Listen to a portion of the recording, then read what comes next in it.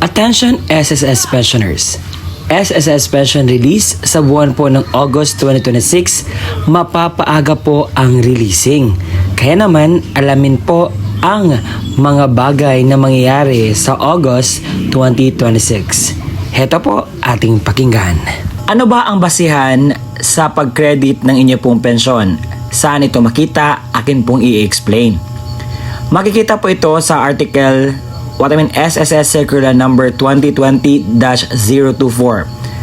Ito po ay para sa mga SSS retirement, partial disability, total disability, and death and survivor pensioners.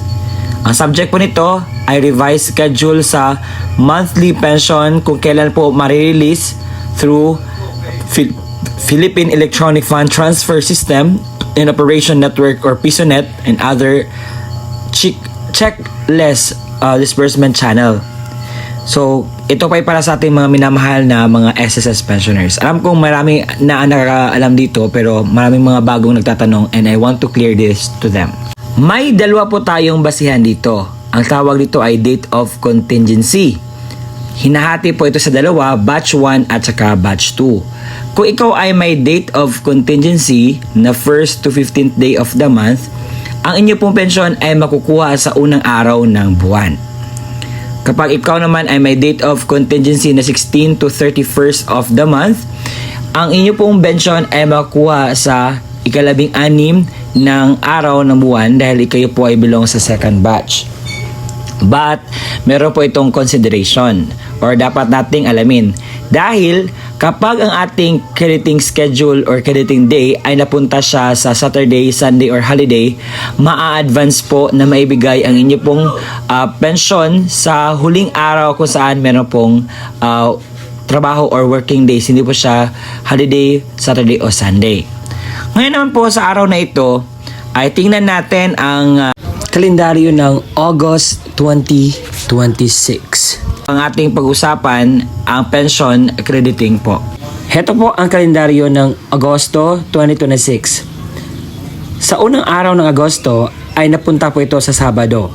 At ayon po sa circular na ating binasa kanina, kapag ang araw ng crediting ay napunta sa Saturday, Sunday, or holiday, ma-advance po yan.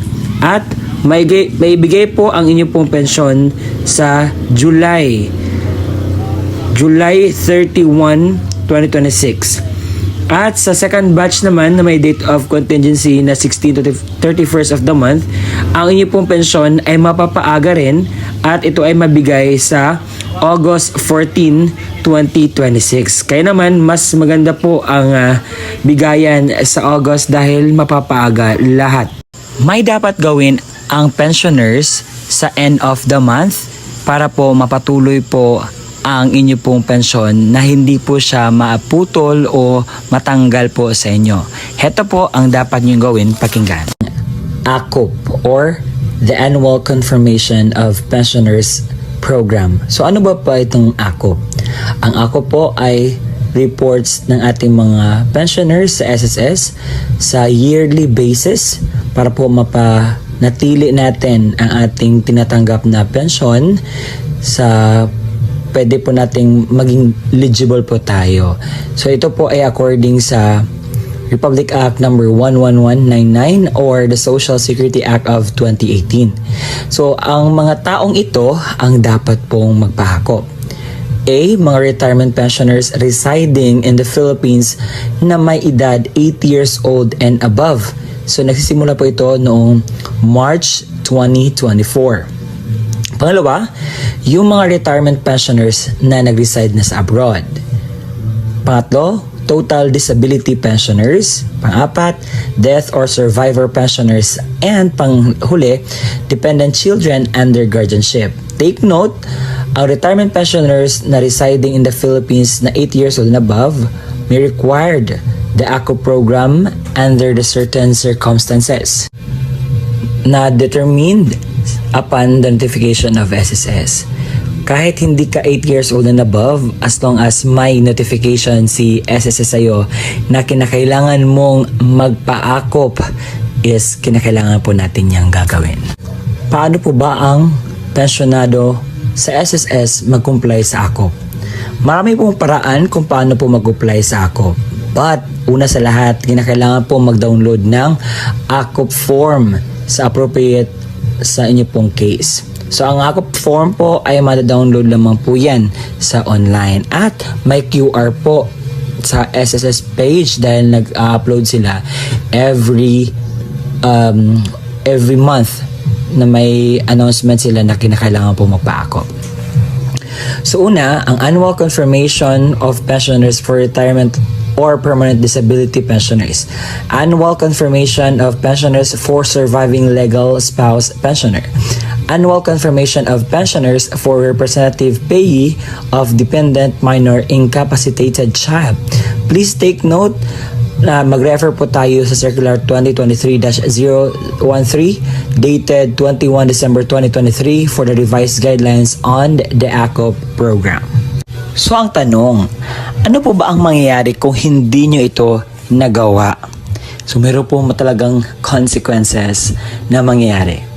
Kapag hindi po ninyo nagawa ang AKOP sa tamang schedule, ay magresulta po ito sa pagkasuspinde ng inyo pong tinatanggap na pensyon galing sa SSS.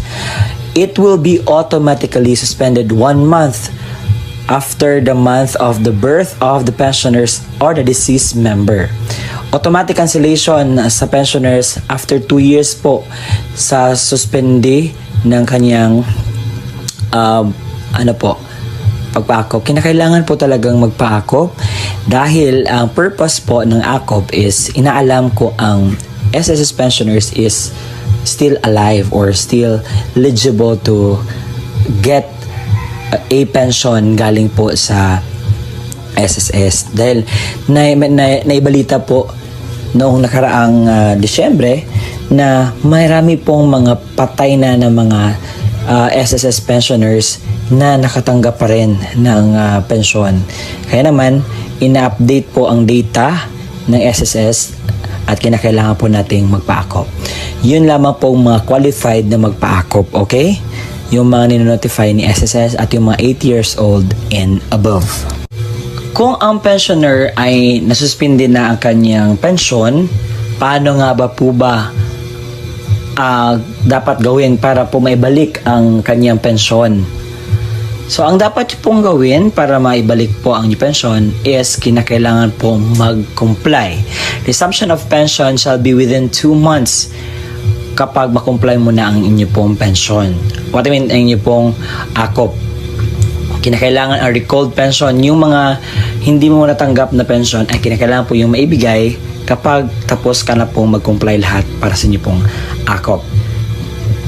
If any and all accrued pension shall be credited to the pensioner's account. Ibibigay naman po yun dahil ang pension na iyon ay hindi sa SSS, kung hindi sa inyo po iyon mga minamahal kong SSS pension. Sana'y klaro po ang akin na ibigay na mga impormasyon patungkol po sa inyo pong releasing sa pension sa SSS sa August 2026. Marami pong salamat.